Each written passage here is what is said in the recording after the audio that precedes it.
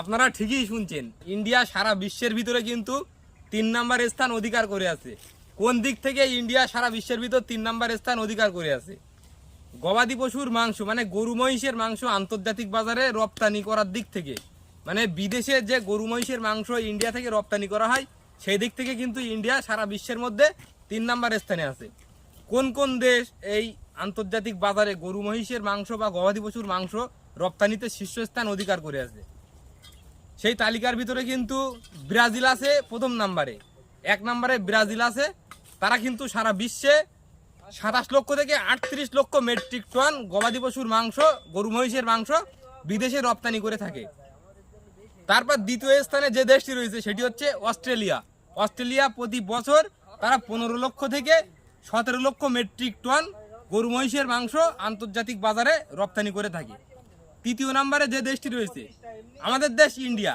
India কিন্তু গবাদি পশুর মাংস মানে গরু মহিষের মাংস রপ্তানিতে সারা বিশ্বের ভিতরে 3 নম্বর স্থান অধিকার করে রয়েছে।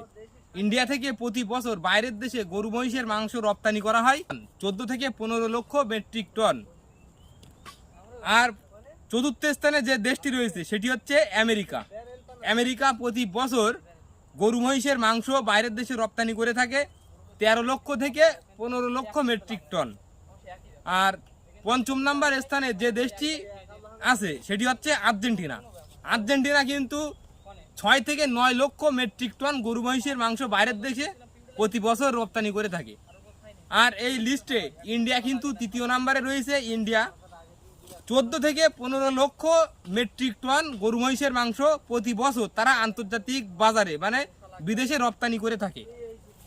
এইখানে বিষয়টা হচ্ছে ঠিক আইপিএল খেলায়, আমাদের দেশে আইপিএল খেলায় যেমন যে টিম ভালো খেলে তারা কিন্তু পয়েন্ট টেবিলে উঠানামা করে, ঠিক এই পয়েন্ট টেবিলের মতো এখন যেরকম ইন্ডিয়া 3 নম্বরে আছে, অস্ট্রেলিয়া 2 নম্বরে আছে।